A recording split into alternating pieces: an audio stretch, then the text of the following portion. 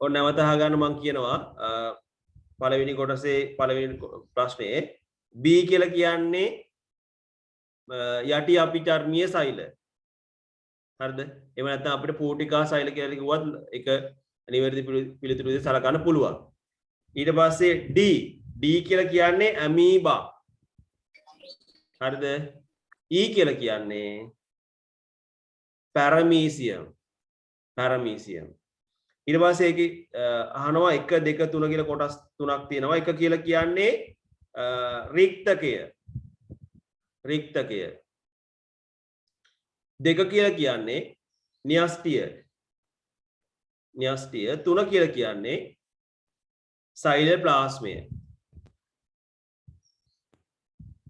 සෛලප්ලාස්මය. 1 රික්තකය, 2 න්‍යෂ්ටිය, 3 සෛලප්ලාස්මය. හරි. ඊට පස්සේ අහනවා ඒකේ ආයන්න කොටස සිහි දැක්වෙන නිදර්ශකය සකස් කිරීම සඳහා විද්‍යාගාරයේ තුලදී ඔබ විසින් අනුගමනය කළ යුතු පියවර තුනක්. C කියලා කියන්නේ පුතේ ලුණු සිවියක සෛලනේ. ලුණු සිවියක සෛල අපි හදාගන්න ආකාරයේ පියවර තුනකින් ලියන්න ඕනේ. ඒ ලුණු සිවියක සෛල හදාගන්න නිදර්ශකයක් පියවර තුනකින් පිළියෙල කරගන්නේ මෙහෙමයි. ඒක අපි ලියන්න ඕනි ඉස්සෙල්ලම තුනී ලුණු සිවියක් වෙන් කරගන්නවා. පියවර තුනකින් ලියන්න ඕන. ඔව් තුනී ලුණු සිවියක් වෙන් කර ගැනීම. හරිද?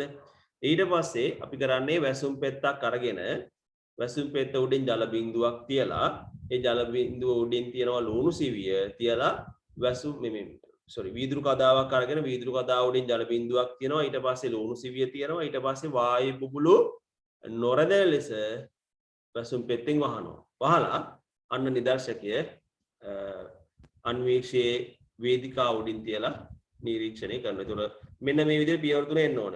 තුනී ලුණු සිවියක් වෙන් කර ගැනීම.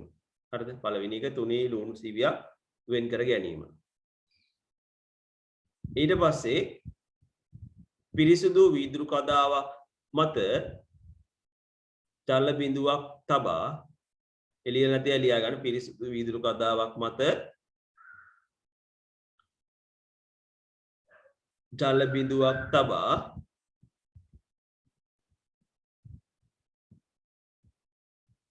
ඒ මත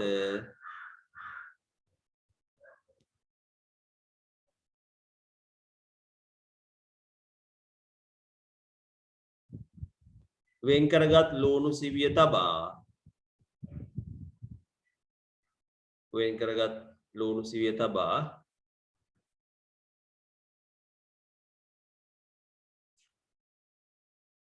වායු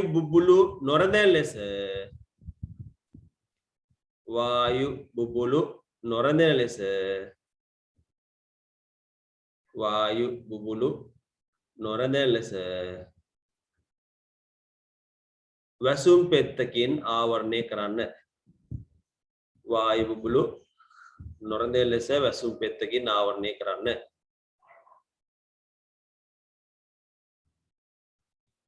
ඊට පස්සේ අවසාන පියවර අන්වීක්ෂයේ වේදිකාව මත තබා නිරීක්ෂණය කරන්න. අන්වීක්ෂයේ වේදිකාව මත තබා නිරීක්ෂණය කරන්න. අන්වීක්ෂයේ වේදිකාව මත තබා නිරීක්ෂණය කරන්න. හරි. ඊට පස්සේ අයන්න හරි අයන්න. ඉහත රූප සටහන අධ්‍යයනයෙන් අනතුරුව සෛලවාදීන් කියවන කරුණු අතරින් කුමන කරුණ වඩා හොඳින් සනාථ වේද? සෛලවාදය කවුද මේ සෛලවාදය ඉදිරිපත් කරන්නේ? අයෝධ්‍යා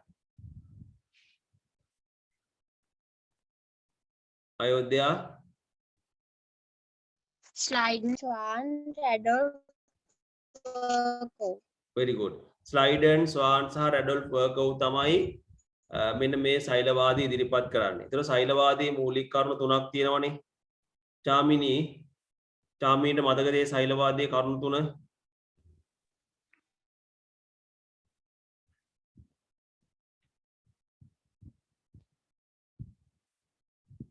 ජීවයේ ව්‍යුහමය මෙන්ම කෘත්‍රිම ඒකකයේ ශෛලයයි.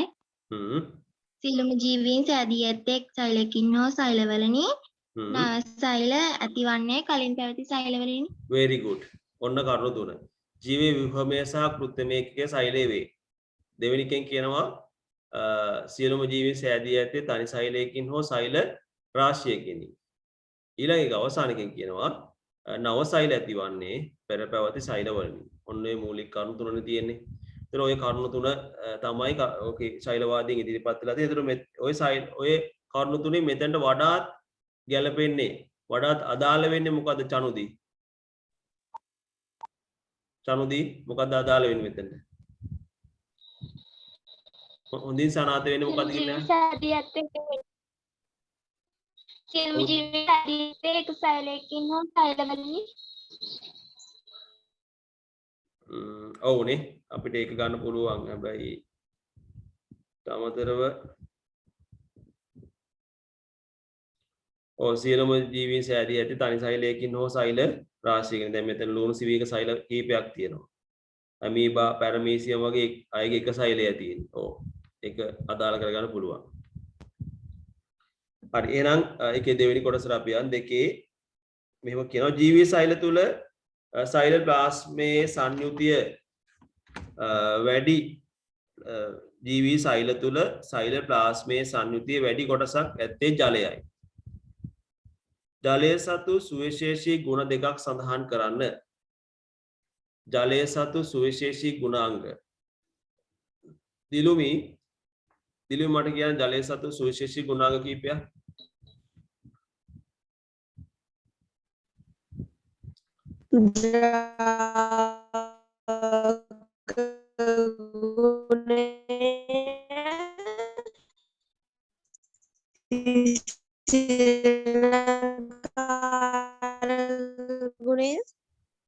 ද්‍රාවක ගුණයයි සිසිලන ද්‍රාවක ගුණය හරි ද්‍රාවක ගුණය ඒ වගේම සිසිලනකාරක ගුණය ඊට අමතරව අපිට ගන්න පුළුවන් අධික සංශක්ති සහ ආශක්ති බල පැවතීම අයිස් වලට වඩා ඝනත්වය වැඩි වීම ඔන්නෝ තමයි ජලයේ සතු ජීවයේ පැවැත්ම සඳහා වැදගත් වෙන සුවිශේෂී ගුණාංග. ඒතර මේ හතරෙන් ඔව් ඒකට ගන්න හැකියි ජලය මිදීමේදී සිදුවන අසමාකාර ප්‍රසාරණය කියන එක. පුළුවන් ඒක ගන්න පුළුවන්. ජලයේ මිදීමේදී සිදුවන අසමාකාර ප්‍රසාරණය එක හරි ඊට පස්සේ තියෙනවා ආයන්න කොටස. ජල අණුවක බන්ධන ස්වභාවය දැක්වීමට තිත් කතිර සටහනක් අඳින්න. තිත් කතිර සටහන පුතේ තිත් කතිර සටහන අඳිනකොට ඔයාලා දන්නවා හිදි කරන්නේ ලුයිස් තිත් කතිර සටහන ඇඳීමේදී එක් පරමාණුක ඉලෙක්ට්‍රෝන තිත් වලින් නිරූපණය කරනවා. අනිත් පරමාණු ඉලෙක්ට්‍රෝන කතිර වලින් නිරූපණය කරනවා. ජල අණුව ගත්තට පස්සේ ජල අණුව හැදිලා තියෙන්නේ හයිඩ්‍රජන් සහ ඔක්සිජන් වලින්. හරිද? මෙන්න හයිඩ්‍රජන් ජල අණුවේ හැඩයක් තියෙනවා. ඒ හැඩය නිරූපණය වෙන විදිහට තමයි අපි ජල අණුව අඳින්න ඕන. ජල අණුවේ හැඩය කෝණිකයි. කෝණික හැඩය නිරූපණය වෙන්න ඕන. ඒක අපි මතක තියාගන්න ඕන කරුණක්. අපි හයිඩ්‍රජන් වල ඉලෙක්ට්‍රෝන ගමු තිත් වලින්, ඔක්සිජන් වල ඉලෙක්ට්‍රෝන ගමු කතිර වලින්. තිතයි කතිරයයි ඔක්සිජන් වල ඔක්කොම ඉලෙක්ට්‍රෝන අවසාන ශක්ති මට්ටම මෙවනේ. ඔක්සිජන් වල ඉලෙක්ට්‍රෝන වින්‍යාසය 2යි 6යි. හයිඩ්‍රජන් වල ඉලෙක්ට්‍රෝන වින්‍යාසය 1යි. ඒතකොට හයිඩ්‍රජන් ස්ථාවරයෙන් තව එක්කෙනයි ඕන. ඔක්සිජන් ස්ථාවරයෙන් තව දෙන්නෙක් ඕනි. ත්‍රිපුතේ දැන් මෙතන කරන්නේ ඔක්සිජන් පරමාණු හයිඩ්‍රජන් පරමාණු දෙකක් එක්කන් සහ සංයෝග බන්ධන දෙකක් හදලා. ඒ කියන්නේ බන්ධන ඉලෙක්ට්‍රෝන යුගල් දෙකක් හවුලේ තියාගෙන ස්ථායි තත්ත්වයටපත් වෙනවා. මෙහිදී ඔක්සිජන් පරමාණුවේ බන්ධනය සඳහා වැය වෙනවා ඉලෙක්ට්‍රෝන දෙකක්. 6න් දෙකක් ගියාම 4ක් ඉතිරි. අනේ ඉතිරි ඉලෙක්ට්‍රෝන 4 ඒ යුගල් වශයෙන් ඒක සර ඉලෙක්ට්‍රෝන යුගල් වශයෙන් උදැ නිරූපණය කරනවා. හරි. ඔන්න යුගල්. right. ඔය ජල අණුවේ ලුයිස් තිත් කතර සටහන. ඒතර ඔගේ ලුයිස් තිත් සටහන අඳින කියලා කිව්වොත් එහෙම තිත් සටහන අඳින්නේ මෙහෙමයි. තිත් සටහනදී අපි කරන්නේ ඔක්කොම තිත් වලින් නිරූපණය කරනවා.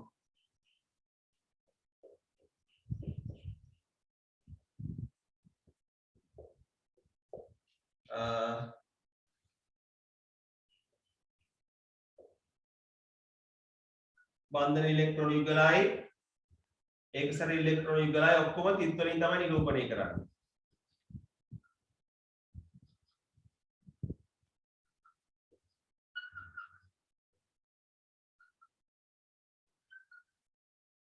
ලුයිස් ව්‍යුහයන්දික කිව්වොත් එහෙම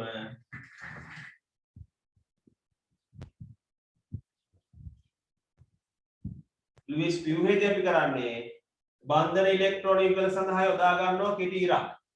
බන්ධන ඉලෙක්ට්‍රෝන යුගල සඳහා කෙටි ඉරක් යොදා ගන්නවා. ඒකසර ඉලෙක්ට්‍රෝන යුගල සඳහා මේ විදිහට දික් යුගලයක් පාවිච්චි කරනවා. ඔය විදිහේ ලුයිස් ව්‍යුහයන් ටික. හරි ඊළඟ ප්‍රශ්නේ අහනවා විද්‍යාගාරයේ තුල ආවර්තා වගුවක් එල්ලා තිබුණේ පහත දැක්වෙන ආකාරයටයි. මේකේ තියෙනවා මේ තන්තුවක් ආධාරයෙන් එල්ලලා තියෙනවා. එල්ලා ඇති ලණු මගින් ඇති කරන F ඇති කරන බල F1 සහ F2 ලෙස ලකුණු කර ඇත. මෙලෙස F1 සහ F2 ලෙස ලකුණු කර ඇති බල හඳුන්වන්න. පුතේ මේ බල අපිට ගන්න වෙන්නේ මේ ආතති බල. ඔව් very good. ආතති බල තමයි අපිට ගන්න වෙන්නේ. තන්තු වල ආතති බල තමයි මේ හටගන්නේ. හරිද? F1 සහ F2 කියන්නේ ආතති බල. පුතේ දක්ෂිනාවර්ත බල ගුණය හත් වාමාවර්ත බල ගුණය නෙමෙයි. බල ගුණයක් කිසිසේත් මෙතන අදාළ වෙන්නේ නැහැ. එතන එනවා ආතති බල. මොකද පුතේ? සෑගට උත්තරේ පොඩ්ඩක් ආයෙමයි කියන්නකෝ. ආතති බල F1 සහ F2 කියලා කියන්නේ ආතති බල. හරි ඊට පස්සේ අහනවා ලකුණු කර ඇති බලවලට අමතරව මේ මත යෙදෙන වෙනත් බලයන් රූපේ ලකුණු කර දක්වන්න. ඒතර මෙහිදී ක්‍රියා කරන වෙනත් බලයක් තමයි ඡායා රූපේ බර. මේ ප්‍රාම්ගල පින්තූරේ බර පහළට ක්‍රියා කරනවනේ. ඒතර බර මෙන්න මේ විදිහට ලකුණු කරන්න ඕනේ.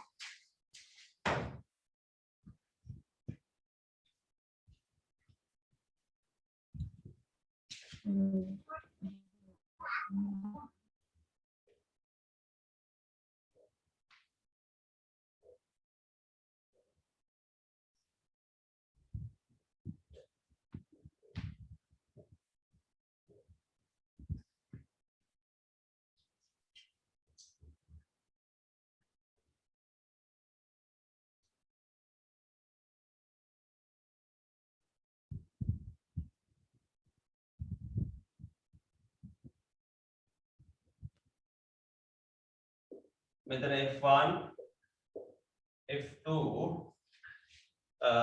ආද්‍ය බල ඒ ආද්‍ය බල එතන බර ක්‍රියා කරන්නේ W මොන විදිහට පහළට. හරි ඊට පස්සේ අහනවා මෙම බල තුන සමතුලිතතාවයේ පැවතීමට තිබිය යුතු සාධක දෙකක් ලියන්න. එතකොට උදේ මේ තියෙන්නේ සමාන්තර නොවන බල තුනක් යටතේ වස්තුවක සමතුලිතතාවය.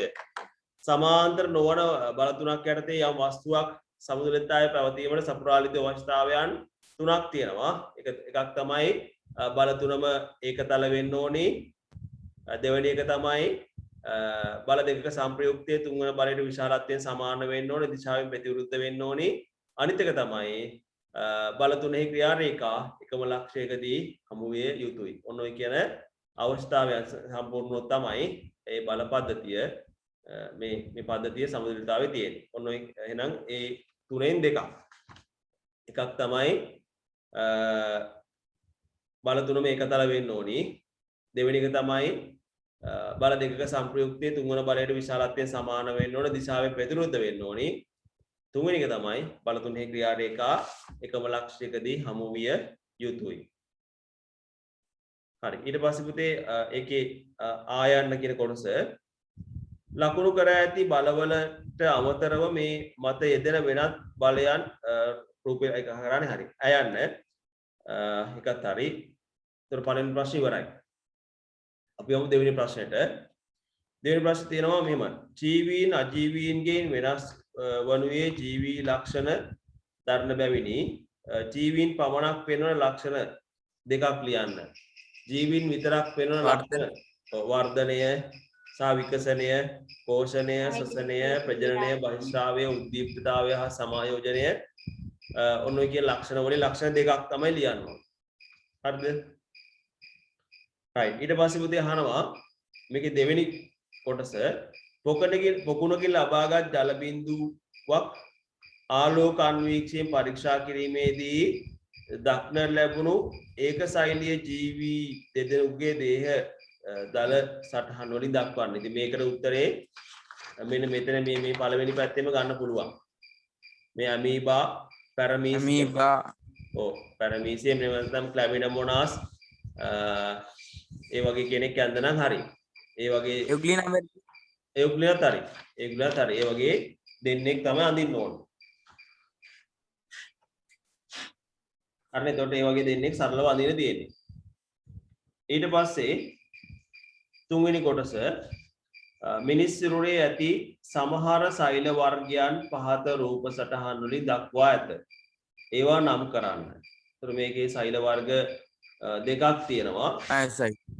පළවෙනි එක මොකද්ද වෙයි තියෙන්නේ? ස්නායු සෛල. ස්නායු සෛල. දෙවෙනි එක තියෙන්නේ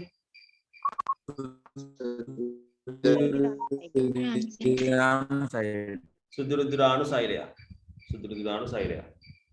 හරි. ඊට පස්සේ අහනවා ඒකේ හතරවෙනි එක සෛලයක් යනුවෙන් අදහස් වන්නේ කුමක්ද? සෛලයක් කියන එකෙන් අදහස් වෙන්නේ මොකද්ද? සෛලය කියලා කියන්නේ මොකද්ද? ජීවයේ ව්‍යුහමය සහ කෘත්‍යමය ඒකකය. ජීවයේ ව්‍යුහමය සහ කෘත්‍යමය ඒකකය තමයි සෛලය කියලා කියන්නේ. ඊට පස්සේ පටකයක් යනුවෙන් අදහස් වන්නේ කුමක්ද කියලා අහනවා. සෛල සමූහයක් එකතු වීමෙන් තමයි පටකයක් හැදෙන්නේ. පටකය ගැන මම දීපු අර්ථයක් කියුවේ ඇති මෙන්න මේ විදිහට. පොදු සම්භවයක් සහිත යම් කෘත්‍යයක් ඉටු කිරීම සඳහා විශේෂණීය වූ සෛල සමූහයක්. එහෙම නැත්නම් 10 වසර මට්ටමේදී මෙහෙම තිබ්බත් ඇති. යම් නිශ්චිත කාර්යයක් නැත්නම් නිශ්චිත කෘත්‍යයක් ඉටු කිරීම සඳහා විශේෂණීය වූ සෛල සමූහයක්. නමුත් ওই පොදු සම්භවය කියන වචනයත් මතක තියාගන්න. එතකොට 11 වසරේ තියෙන එහෙම පොදු සම්භවය. ඔව් කියන්නේ. සර් ඊට කලින් කියපු එකයි කියන්නේ. ඊට කලින් එකේ ඉන්නේ රූප සටහන් දෙකක් තියෙන්නේ. ඒකේ පළවෙනි රූප සටහනට එන්නේ ස්නායු සෛල නැත්නම් නියුරෝන. දෙවෙනි එක සුදුරුදුරාණු. සෛලය කියලා කියන්නේ ජීවයේ ව්‍යුහමය සහ කෘත්‍යමය ඒකකය. ව්‍යුහමය සහ කෘත්‍යමය ඒකකය සෛලය.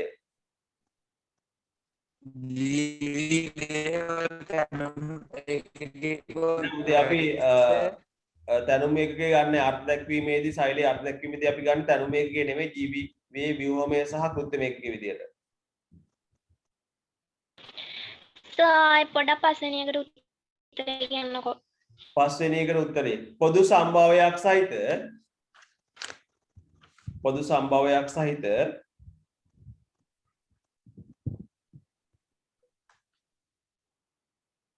යම් කෘත්‍යයක් ඉටු කිරීම සඳහා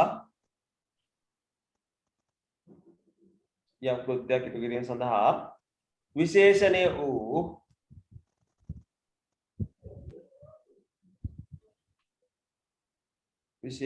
වූ සෛල සමූහයකි.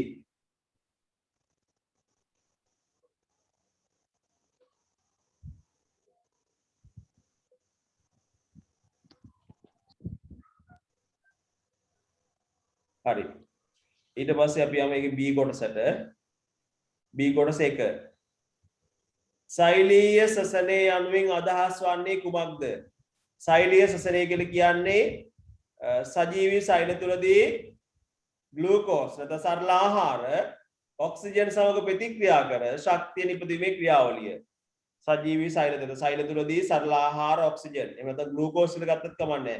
ග්ලූකෝස් ඔක්සිජන් සමග ප්‍රතික්‍රියා කර ශක්තිය නිපදවීමේ ක්‍රියාවලියයි.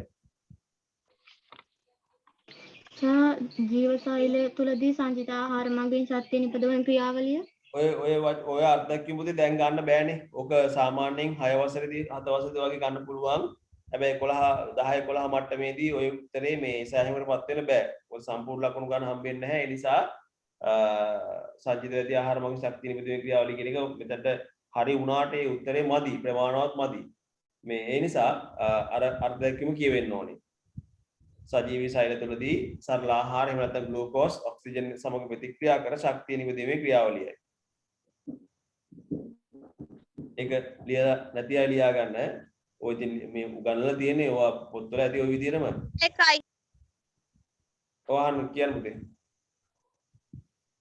ඒක සයි කියන්න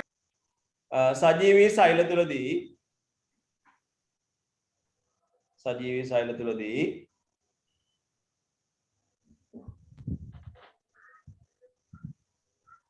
සරල ආහාර වරහන් තුල ඕන ලියා ගන්න ග්ලූකෝස් කියලා. ග්ලූකෝස් කියලා ලියුවත් කමක් නැහැ. ඔක්සිජන් සමග ප්‍රතික්‍රියා කාවඩ abang කාවඩ ඉක්ෂුණානි අනේ පව් අංගි පව් සත්‍යජීත් වගේ මයික් ඔෆ් කරගන්න.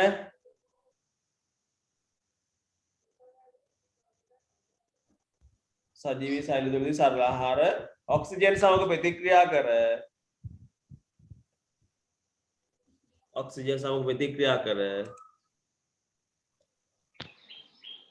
ශක්තිය නිපදවීමේ ක්‍රියාවලියයි. හරි ඊට පස්සේ යමු අපි ඒකේ දෙවෙනි කොටසට සෛලීය ශ්වසනයේදී පිටවන වායු කුමක්ද? ශ්වසන ක්‍රියාවලිය කියලා කියන්නේ රසායනික ප්‍රතික්‍රියාවක්. හරිද? ඊට පස්සේ ශ්වසනයේදී වෙන්නේ මෙන්න මේ ප්‍රතික්‍රියාව. මම සංකේත වලින් ලියන්නම්. ශ්වසනයේදී වෙන්නේ සරල ආහාර කියන්නේ ග්ලූකෝස් නේ. ග්ලූකෝස් C6යි H12යි O6යි. මෙන්න මේ ග්ලූකෝස් ප්‍රතික්‍රියා කරනවා ඔක්සිජන් එක්ක. ඔක්සිජන් එක්කම ප්‍රතික්‍රියා කරලා හදනවා ප්‍රධාන වශයෙන් ශක්තිය අපි කියනවා ATP කියලා. ඒ කියන්නේ ශක්තිය ගොඩාක් කරන්නේ ATP වල. ඒ නිසා ATP කියලා කියනවා. ATP කියන්නේ ඇඩිනෝසින් ට්‍රයිෆොස්ෆේට්. ඒ කියන්නේ ශක්තිය ප්‍රධාන බලය තමයි ශක්තිය. ඊට අමතරව වතුර බලයක් විදිහට හැදෙනවා ජලය සහ කාබන් ඩයොක්සයිඩ්. හරිද? තුලිත කිරීම සඳහා මෙතනට 6යි මෙතනට 6යි මෙතනට 6යි. ඒතර පුතේ මෙහිදී නිපද වෙන අහන්නේ මොකද්ද? ඕක තමයි ශ්වසන ප්‍රතික්‍රියාව.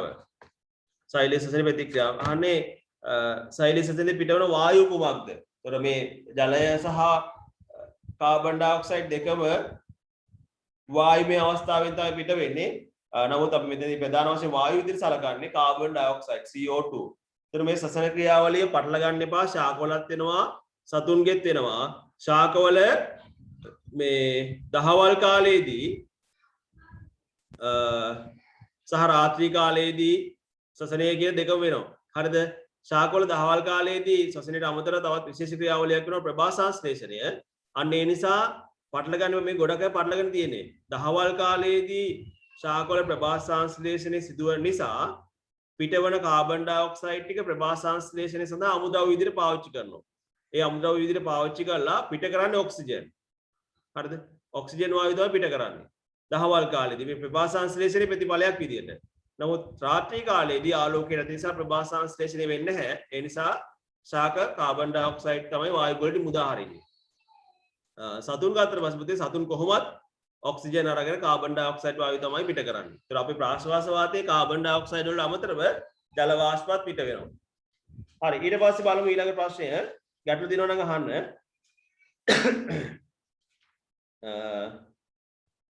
සර් එකයි කියන්න. මොකද පුතේ? ඒක කියන්නේ? දෙවෙනි ප්‍රශ්නේ. ඉතින් දෙවෙනි ප්‍රශ්නේ අහන්නේ සෛලීය ශ්වසනයේදී පිටවන වායුව කුමක්ද කියලා අහන්නේ. මොකද පිටවන වායුව? මේ CO2 කියන්නේ කවුද?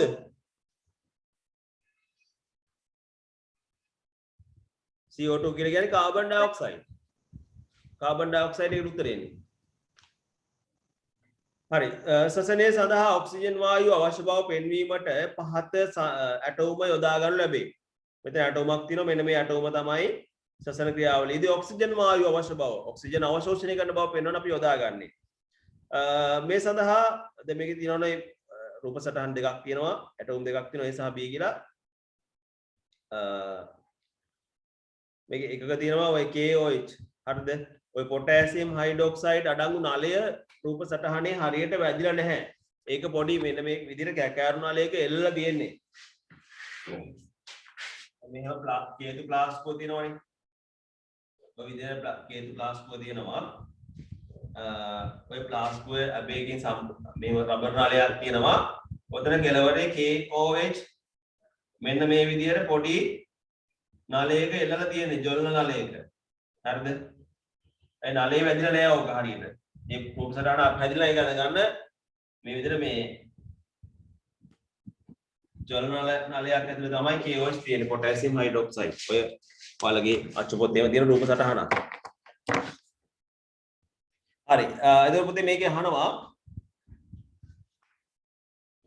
මේ සඳහා පෙරෝවණන බීජ සාම්පලයක් යොදා ගනී ඒ සූදානම් කරන්නේ කෙසේද සාමාන්‍ය අපිට මේ පෙරෝවණන මුම් බීජ ගන්න පුළුවන් නේ ඉතින් ඒක සූදානම් කරගන්නේ මුම් බීජ නම් මුම් බීජ වෙන බීජ වර්ගයක් නම් ඒවා දිනක් පමණ ජලයේ පොඟවා තබා ඊට පස්සේ තෙත් සහිත ගෝණියක දාන්න පුළුවන් තෙත සහිත ගෝණියක ඒ වගේ තැනක තියුවහම නැත්නම් සාමාන්‍ය නිකන් තියුවත් මුල් අදිනවා දිනක් පමණ ජලයෙන් පෙඟවූ මේ පොඟවලද බීජ තෙත් ගෝණියක තැබීම තෙත ගෝණියක තියුවට පස්සේ හොඳට මුල් අදිනවා හරි ඒ වගේ ඕන බීජ වර්ග මුම් බීජ නම් මුම් බීජ නැත්නම් කඩල මෑ ඒ වගේ ඕන එකක් ගන්න පුළුවන් හැබැයි පෙරෝහණ ඒ ඕන හරි ඒතර ලියන්න ඕනේ දිනක් පමණ ජලයේ පෙඟ වූ බීජ තෙත් ගෝණියක තැබීම තෙත් ගෝණියක් මත තැබීම ඊට පස්සේ අහනවා මේකේ A ඇටෝමේ ඇති පොටෑසියම් හයිඩ්‍රොක්සයිඩ් මගින් ඉටු කරන කාර්ය මොකක්ද කියලා අහනවා මේකේ A ඇටෝමේ තියෙන KOH පොටෑසියම් හයිඩ්‍රොක්සයිඩ් වලින් කරන්නේ පුතේ මොකද්ද ඔව් පොටෑසියම් හයිඩ්‍රොක්සයිඩ් වලින් කරන්නේ කාබන් ඩයොක්සයිඩ් අවශෝෂණය කිරීම කාබන් ඩයොක්සයිඩ් අවශෝෂණය කරන පොටෑසියම් හයිඩ්‍රොක්සයිඩ් වලින් ඊට පස්සේ ජලය වර්ණය කර භාවිත කිරීමෙන් ලැබෙන වාසිය චතුරිකා මට කියන ජලය වර්ණ කර යොදා ගැනීමෙන් ලැබෙන වාසිය මොකද්ද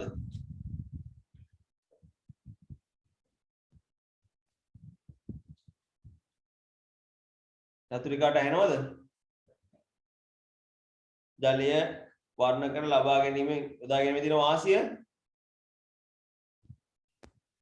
මොකද නිරීක්ෂණ ලබා ගන්න පහසුවෙන් නිරීක්ෂණ ලබා ගන්න පුළුවන් ඒ මොකද ජලය අවර්ණ වලට වඩා පාට කරාට පස්සේ ඕකේ ඔය ද්‍රව මට්ටම ඉහළ පහළ යාම අපිට පහසුවෙන් නිරීක්ෂණය ගන්න පුළුවන් તો නිරීක්ෂණ ලබා ගැනීම පහසුවෙන් සර් ඒක ජලය ඉහළ පහළ යාම හොඳින් නිරීක්ෂණය කිරීමට හැකියවීම කියලා ලිව්වම හරිනේ ඕකේ මේව කරන ජලය ඉහළ පහළ කියන එක කපන්නකෝ ජලය ඉහළ පහළ යාම කියන එක කපලා නිරීක්ෂණ පහසුවෙන් ලබා ගන්න හැකියවීම ඒ තිබුණා ඇති හරි හා නිරීක්ෂණ පහසුවෙන් ලබා ගන්න හැකියවීම ඊට පස්සේ ඒ ඇටෝමේ වීදුරු නලයේ දිගේ ජල මට්ටම ඉහළ නැගීමට හේතු කුමක්ද ඒ ඇටෝමේ විතරයි ජල මට්ටම ඉහළ යන්නේ ඒකට හේතු තමයි ඒ ඇටෝමේ තියෙන ඒ කියන්නේ A සහ B ඇටෝමේ දෙකේම තියෙන බීජ පෙරෝහණේ මේ ශ්වසනයේදී ඔක්සිජන් වායු උරා ගන්නවා. හැබැයි A ඇටෝමේ විශේෂත්වය තමයි A ඇටෝමේ තියෙනවා පොටෑසියම් හයිඩ්‍රොක්සයිඩ්. දැන් බීජ ඔක්සිජන් අරන් කාබන් ඩයොක්සයිඩ් පිට කරනවානේ. ඒතර මේ ඒ ඉන්න පොටෑසියම් හයිඩ්‍රොක්සයිඩ් වලින් කරන්නේ කාබන් ඩයොක්සයිඩ් ටික මේ අවශෝෂණය කරනවා. කාබන් ඩයොක්සයිඩ් ටික උරා ගන්නකොට ඒක වායු පරිමාව ටික ටික අඩු වෙනවනේ. ඒතර ප්ලාස්කෝ තුල සම්පූර්ණ ඔක්සිජන් ටික උරුනාට පස්සේ ඊට පස්සේ එතන ඔක්සිජන් නැති නිසා අර වීදුරු නලයේ තියෙන ඔක්සිජන් ටික ඇදලා ගන්නවා. අර වීදුරු නලයේ තියෙන ඔක්සිජන් ටික ඇදලා ගන්නකොට තමයි අර විදියට ජල මට්ටම ඉහළ යන්නේ. ඒතර මෙතන අපිට ලියන්න පුළුවන් ඒ ඇටෝම වීදුරු නලයේ දිගේ ජල මට්ටම ඉහළ නැගීමට හේතුව කුමක්ද? හේතුව තමයි පෙරෝහණය වන බීජ ශ්වසනයේදී ඔක්සිජන් වායුව අවශෝෂණය කිරීම. පෙරෝහණය වන බීජ ශ්වසනයේදී ඔක්සිජන් වායුව අවශෝෂණය කිරීම.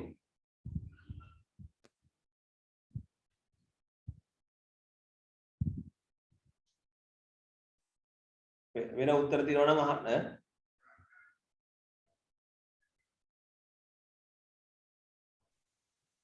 ප්‍රරෝහණය වන බීජ ශ්වසනයේදී අවශ්‍ය ඔක්සිජන් වායුව ජලයෙන් ලබා ගැනීම නිසා. නෑ ඒක වැරදි. ජලයෙන් ලබා ගන්න නෑ. ඔක්සිජන් ජලයෙන් ලබා ගන්න නැහැ. වෙන්නේ අර කතාව. ඒකේ ඉස්සෙල්ලා ප්ලාස්ටික් විතර තියෙන ඔක්සිජන් ටික ගන්නවා. අර කාබන් ඩයොක්සයිඩ් පිට ගන්නවා. ඒ කාබන් ඩයොක්සයිඩ් පොටෑසියම් හයිඩ්‍රොක්සයිඩ් දිය වෙනවා. ඊට පස්සේ ඒකේ ඔක්සිජන් ඉවරනාට පස්සේ වීදුරු නලයේ තියෙන ඔක්සිජන් ටික තමයි ඇදලා ගන්න. වීදුරු නලයේ තියෙන ඔක්සිජන් ටික ගත්තාම තමයි මේ ජල මට්ටම ඉහළ යන්නේ. දැන් ඕක ඔය විදියට හදලා ඕක දවස් 5ක් තියුවා කියලා ඔය වීදුරු නලයේ දිගේ ප්ලාස්ටික් වතුර වතුර එන්නේ නැහැ. මොකද ඒකට හේතු තමයි සාමාන්‍ය වල දාන වායු ගෝලයේ ඔක්සිජන් තියෙන 120ක් 21ක් විතරනේ. ඒ කියන්නේ පහෙන් එකක් වගේනේ. ඒ ඔය වීදුරු නලයේ පහෙන් එකක් වගේ තමයි උඩට යන්නේ. හරිද? ඕක මේ සම්පූර්ණයෙන්ම මේ වතුර ටික එළියට මේ ප්ලාස්ටික් වතුරට ඇදලෙන්නේ නැහැ. සාමාන්‍ය මට්ටමක් ඉහළ යනවා. ඒතර අපිට වඩාත් නිවැරදි උත්තර ගන්න වෙන්නේ ජලයේදී ඔක්සිජන් කියන කතාව කොහොමද කරදී බීජ පෙරවහන බීජ ශ්වසනයේදී ඔක්සිජන් වායුව අවශෝෂණය කිරීම. ඊට පස්සේ අහනවා B ඇටෝමයේ අපේක්ෂිත නිරීක්ෂණය තමයි කිසිදු වෙනසක් සිදු නොවීම. B ඇටෝමයේදී කිසිදු වෙනසක් වෙන්නේ නැහැ. ඒක තමයි අපේක්ෂිත නිරීක්ෂණය. කිසිදු වෙනසක් සිදු නොවේ. හරි දෙවෙනි ප්‍රශ්නේ සම්පූර්ණයෙන් අපි කතා කරලා අවසන් කරා. දෙවෙනි ප්‍රශ්නය සම්බන්ධව ඔයාලට මොන හරි ගැටලු තියෙනවා නම් මේ දක්වා කතා කරපු කොටස් වල අහන්න. දෙවෙනි ප්‍රශ්නෙට අදාළව.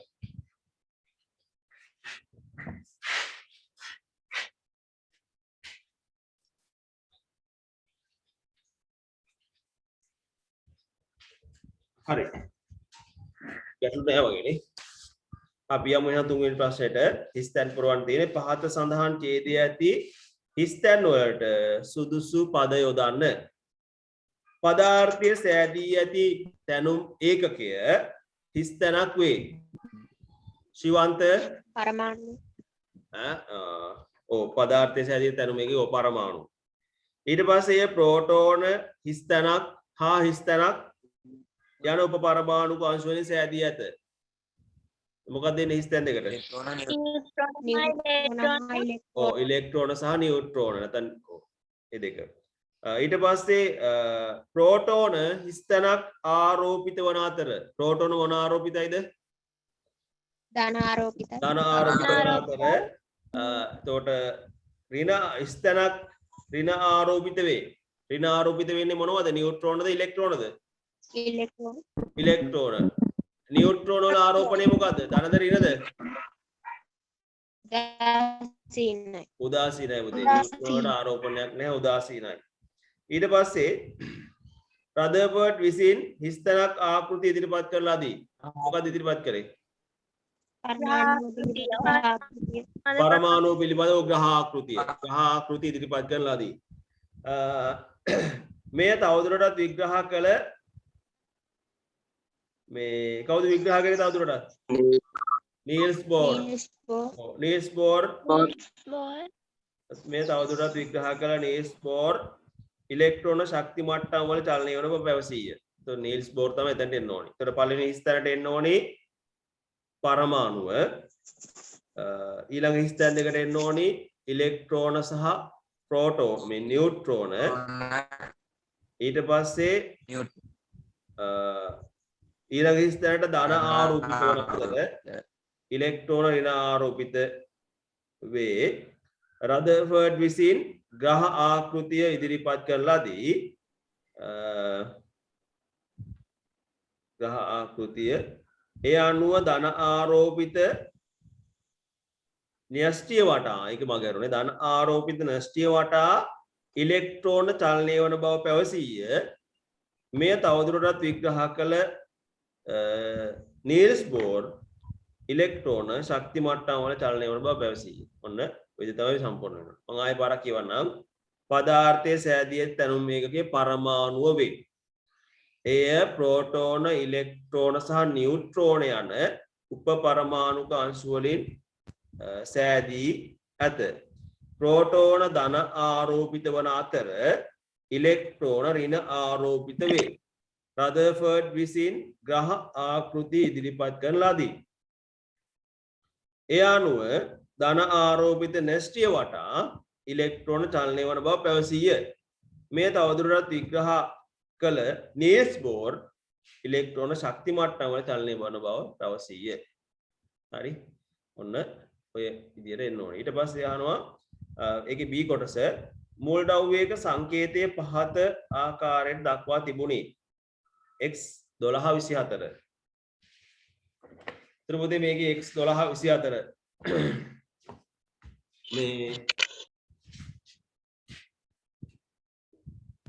මේකේ 12 කියන්නේ මොකද්ද? 12 කියන්නේ පරමාණු ක්‍රමාංකය. පරමාණු ක්‍රමාංකය. 24 කියලා කියන්නේ ස්කන්ධ ක්‍රමාංකය. එතකොට Z පරමාණු ක්‍රමාංකය 12යි. A ස්කන්ධ ක්‍රමාංකය 24යි. මේකේ ප්‍රෝටෝන කීයක් තියෙනවද? 12යි. 12යි. ප්‍රෝටෝන කියලා කියන්නේ පරමාණු ක්‍රමාංකය මේ ප්‍රෝටෝන සංඛ්‍යාව කියලා කියන්නේ.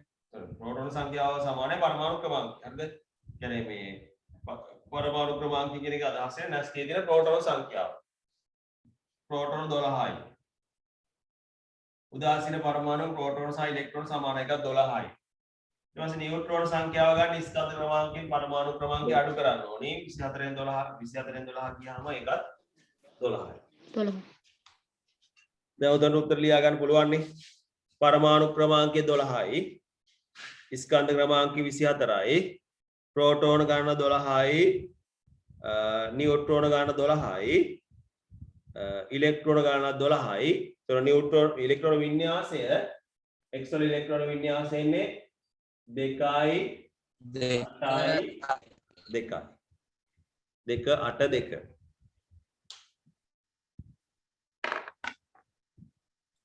2 8 2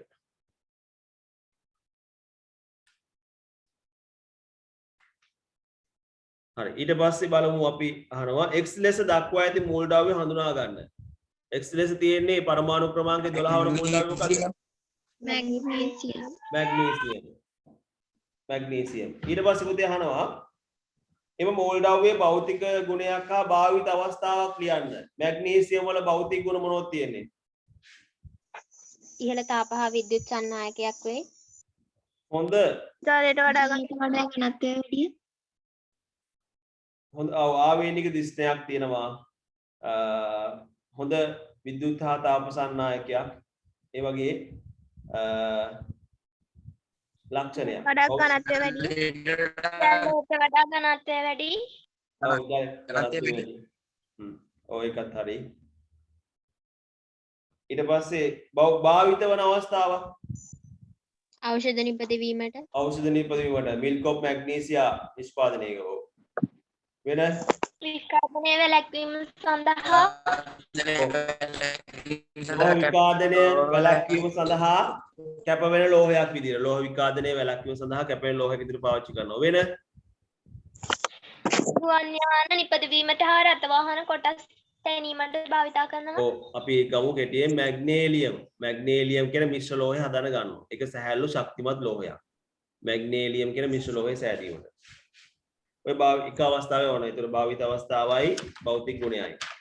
right. අපි යනවා ඊළඟට ඒකේ හතරවෙනි කොටසට.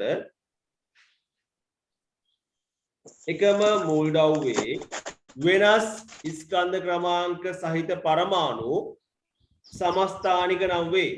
සමස්ථානික වෙනස් වන උප පරමාණු කාංශුව කුමක්ද? සමස්ථානික ඇති වෙන බලපාන උප පරමාණු කාංශුව තමයි මොනවද? නියුට්‍රෝන. හරිද? ඊට පස්සේ කියනවා ක්ලෝරින් වල ඇති සමස්ථානික දෙක ලියන්න. ක්ලෝරින් ගත්තාම ක්ලෝරින් වල තියෙනවා සමස්ථානික දෙක තමයි ක්ලෝරින් 1735. ක්ලෝරින් 1735. ඊළඟට ක්ලෝරින් 1737. පුතේ දැන් මෙයා ගත්තට පස්සේ මෙයාගේ බලන්න ප්‍රෝටෝන 17යි. ඉලෙක්ට්‍රෝන 17යි. මෙයාගේ නියුට්‍රෝන තියෙනවා 18ක්. හරිද? මෙයාගේ ප්‍රෝටෝන 17යි, ඉලෙක්ට්‍රෝන 17යි, මෙයාගේ නියුට්‍රෝන තියෙනවා 20ක්. ඒතර මෙන්න බලන්න නියුට්‍රෝන සංඛ්‍යාව තමයි වෙනස් වෙලා තියෙන්නේ. ඒ නිසා තමයි සමස්ථානික ඇති වෙන්නේ. හරි. ඊට පස්සේ බලමු 6 වෙනි එක සුලභතා ප්‍රතිශතය අනුව ක්ලෝරින් නියදයක වැඩිපුරම තියෙන්නේ 1735. ක්ලෝරින් 1735 තමයි වැඩිපුර තියෙන්නේ. හරි 3 වෙනි ප්‍රශ්නේ ඉවරයි. ගැටලු දිනවනම් අහන්න 3 වෙනි ප්‍රශ්නට අදාළව. සර් තුන්වෙනි ප්‍රශ්නේ පස්වෙනි එකට චුට්ටක් අය උත්තර කියන්න. ක්ලෝරින් වල ඇති සමස්ථානික දෙකනේ පුතේ අහන්නේ. මෙන්න සමස්ථානික දෙක. Cl 1735 1737.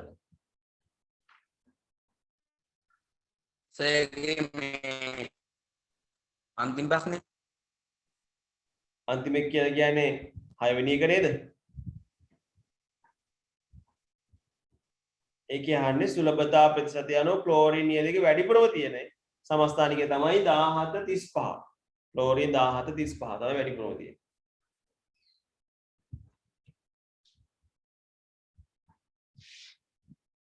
හරි අපි යමු වෙන 4 වෙනි ප්‍රශ්නෙට. බල සමතුලිතතාවය සම්බන්ධ පරීක්ෂා කිරීම සඳහා සිසුන් කණ්ඩායම් දෙකක් සිදු කළ ක්‍රියාකාරකම් පහළ දැක්වේ. පළවෙනි ක්‍රියාකාරකම සහ දෙවෙනි ක්‍රියාකාරකම තියෙනවා. බලමු.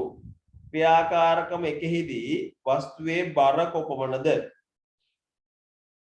කීයද වස්තුවේ බර? ග්‍රෑම් 400යි. ඒ වස්තුවේ බර නෙවෙයි වස්තුවේ ස්කන්ධයනේ. බර සහ ස්කන්ධය කියන්නේ දෙකක්. නිව්ටන් 4යි. very good. නිව්ටන් 4යි. ග්‍රෑම් 100ක් කියලා කියන්නේ නිව්ටන් එකක්. බර සිරස්ව පහළ තමයි ක්‍රියා කරන්නේ. නිව්ටන් එකක් කියන්නේ ග්‍රෑම් 100ක්. උතර ග්‍රෑම් 400ක් තියෙනවනේ. උතර 400 කියලා කියන්නේ නිව්ටන් 4යි. බර සහ ස්කන්ධය පටල ගන්න එපා. ඒ වචන දෙක හරියට තේරුම් ගන්න. හරිද? බර කියලා කියන්නේ ගුරුත්වාකර්ෂණය සහ පොළොව දෙස ඇද ගැනීම බලය. ඒක නිව්ටන් වලින්මයි ඉන්නේ. ස්කන්ධය කියලා කියන්නේ යම් වස්තුවකට අඩංගු පදාර්ථ ප්‍රමාණය. ඒක කිලෝග්‍රෑම් ග්‍රෑම් ඒ වගේ එක් වලින්මයි එනවා. ඊට පස්සේ අභිලම්බ බලය කොපමණද? අභිලම්බ බලය කීයද?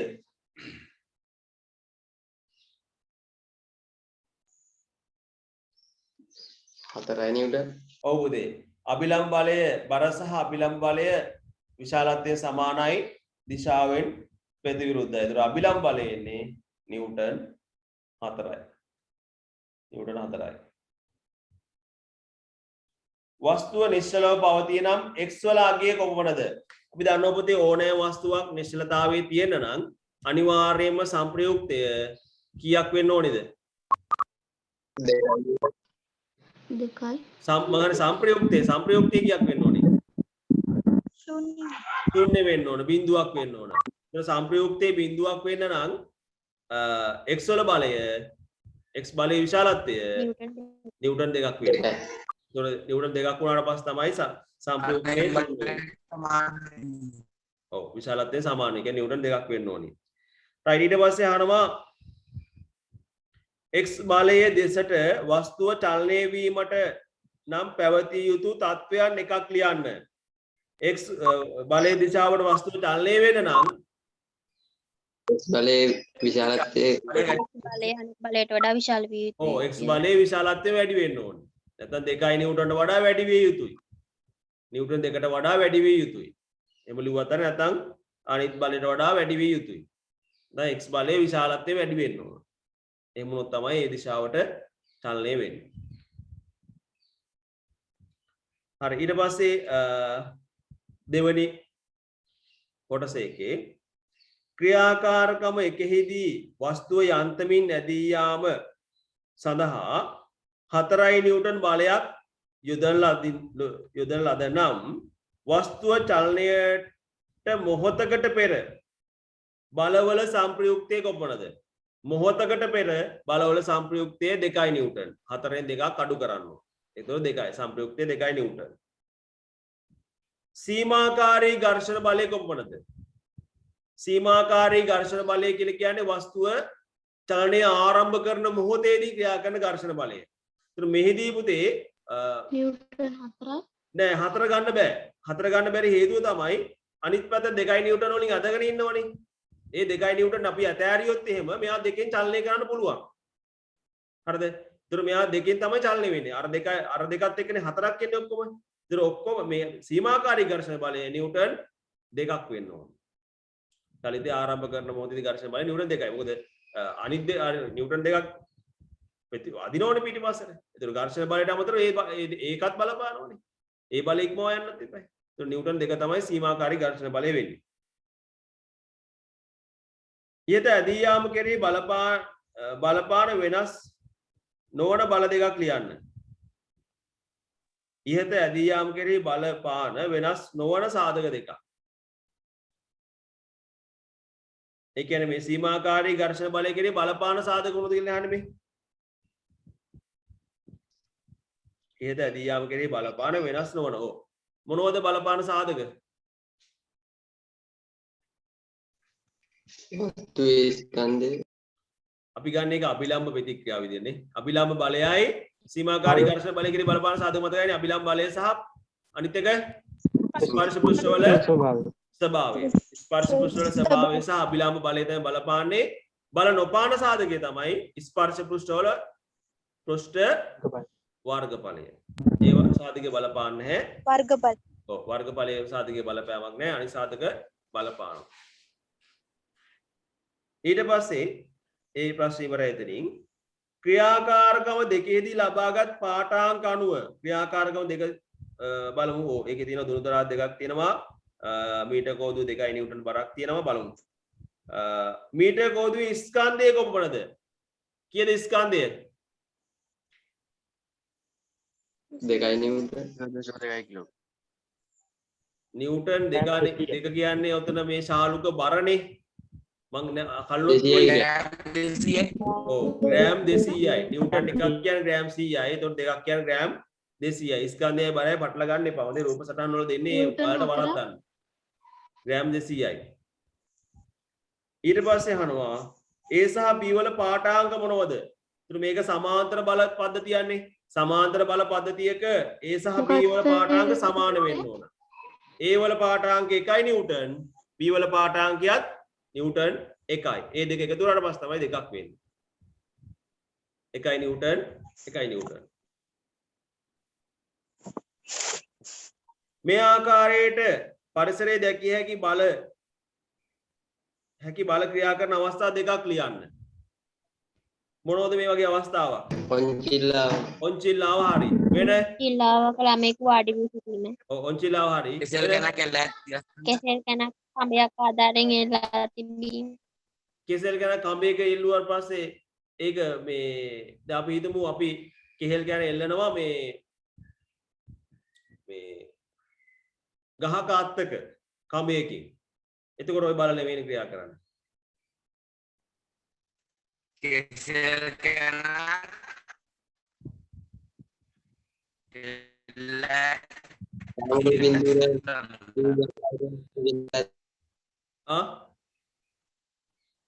රාමුගල බින්දුරයක් නූල් දෙකක් ආදරෙන් අනේක එල්ලා තැබීම. නූල් දෙකක් ආධාරයෙන් අනේක නෙවෙයි සාරුගෙන අන දෙකක වෙන්න ඕන. එක අනේක එල්ලුවොත් එහෙම ඇන්ගල් එකක් එනවනේ. එන අන දෙකක එල්ලන්න ඕන. කූඩුවක් එල්ලී බෑනේ වෙසක් කූඩුව එල්ලනකොට සමාන්තර නොවන බලන එන්නේ. කෙසෙල් කනක් එල්ලා නැති තිරස් දණ්ඩක්. අන්න හරිය ඒක ගන්න පුළුවන්. කෙසෙල් කනක් තිරස් දණ්ඩක එල්ලා තැබීම. හරි ඒතර තිරස් දණ්ඩක එල්ලනකොට දණ්ඩ අනිවාර්යෙන් තන්තු දෙකකින් එල්ලන්න එපා. ඒක ගන්න පුළුවන්. නැත්තම් මෙහෙම ගන්න පුළුවන්. පාලමක් ගත්තට පස්සේ ඔයාලා දන්නවනේ පාලමක් නිර්මාණය කරනකොට පාලමක අනිවාර්යෙන් ආධාරක දෙකක් තියෙනවනේ. මේ දමෝ මෙන්න මේ විදිහට ඔය තියෙන්නේ ආධාරක. මේ ආධාරකමක් තමයි පාලම තියෙන්නේ. ඔය පාලම. ඒතර මේ තියෙන්නේ පාර. මෙතන තමයි පාර තියෙන්නේ මේ මම යන්නේ පාලම. මේ කොටස මේ පාලම. කොන්ක්‍රීට් හරි යකඩ හරි මොනවා හරි. මේ ආධාරක දෙක. ඒතකොට මේ පාලමේ බර ක්‍රියා කරන්නේ පහළට. මේ ආධාරක දෙක මතින් අභිලම්බ බල ක්‍රියා කරනවා හෙලට. එකක් ගන්න පුළුවන් 15ක්.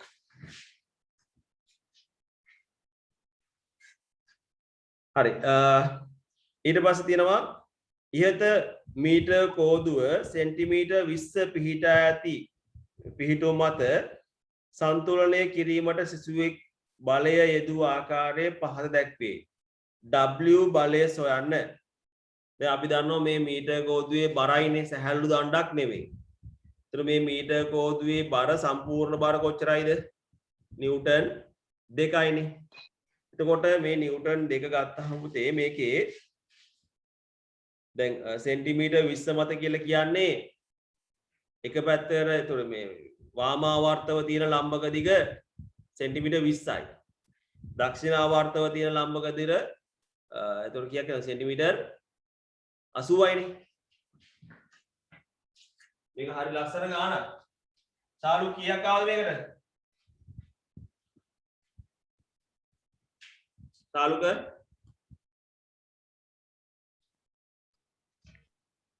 ඒක හදලා නෑ. ඇයි මේක හදපු අය කවුද ඉන්නේ? මා හැදුවස කීයද පුතේ සත්‍යම් කීයද? නිව්ටන් 1.2යි. 1.2යි. W බලය. බලමු.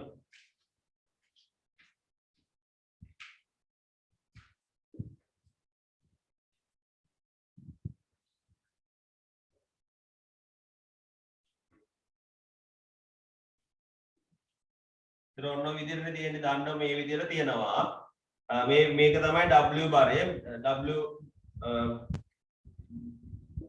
එතන 20 සෙන්ටිමීටර් මේ දුර. එතන මේ මීටර් කෝදුවක් නේ මීටර් කෝදුවේ ඒතකොට ඔක්කොම සෙන්ටිමීටර් 100යිනේ. එහෙනම් මේ දිග සෙන්ටිමීටර් 80ක් වෙන්න ඕන. ඉතින් මේක හරියම ලේසියිනේ. දිග අතර අනුපාතය ගන්න 20ට 80 20ට 80යි කියලා කියන්නේ 1ට 4යි නේද? හරිනේ මම? හරිද? හරිද වැරදිද? හරි. හරි. ඒතර මේකේ එන බලය මෙතනට එන්න ඕනේ. ඒතර මේ දිග අතර අනුපාතය 1ට 4 නම් බර අතර අනුපාතය 4ට එකක් වෙන්න ඕනේ. පැහැදිලිනේ? පැහැදිලි. ඔව්. අවසන්. මේකේ මුළු බර 2යිනේ. මුළු බර 2යි. හරිද? එතකොට 2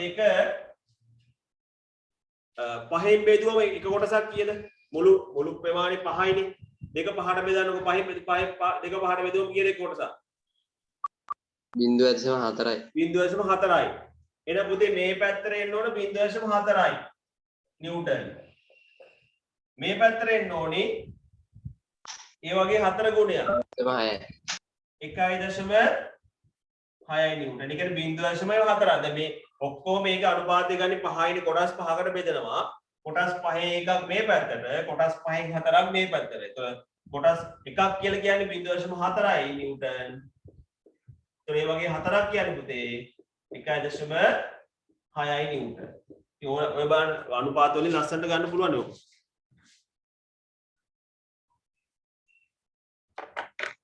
එතන උත්තරේ එන්නේ 1.6යි නිව්ටන්.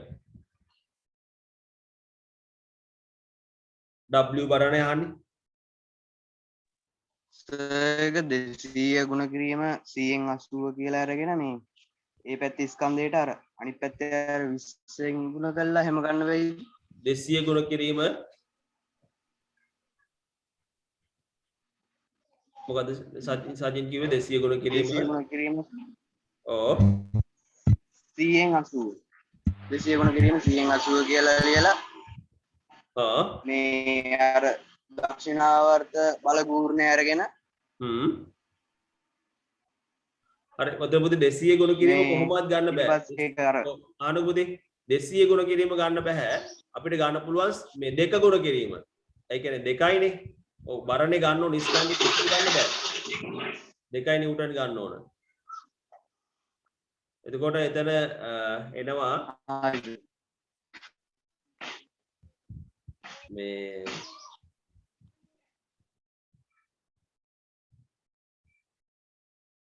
දෙකයි නිව්ටන් වලින් ගත්තොත් පුළුවන් එහෙම ගුණ කරලා. දෙකයි 200 දාන්න එපා ස්කන්ධෙට එතකොට.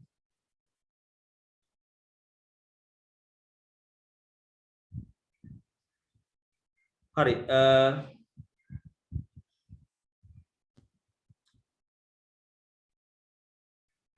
සජින් එතකොට දැන් ඔයා කියපු ක්‍රමේ හරි සජින්. එතකොට දෙපැත්තේ කොහොම බලගුණය සමාන වෙන්න එපා සජින්. 0.4 ගුණ කියන දැන් මෙතන තියෙනවනේ 0.4 ගුණ කිරීම 0.8 කියලා කියන්නේ 1.6යි නේ. එතකොට sorry 1.6 නෙවෙයි දෙපැත්තේ ගුණිතය සමාන වෙන්න එපා. 3.2යි නේ 3.2යි එහා පැත්තේ 3.2ක් වෙන්න එපා. එහෙම හොයාගන්න පුළුවන්. ඒ ක්‍රමය යන්න පුළුවන්. ඉතින් අර මම ඔතන අනුපාත ක්‍රමය ගත්ත සරල ක්‍රමයක් නිසා. උදන්ට. හරි.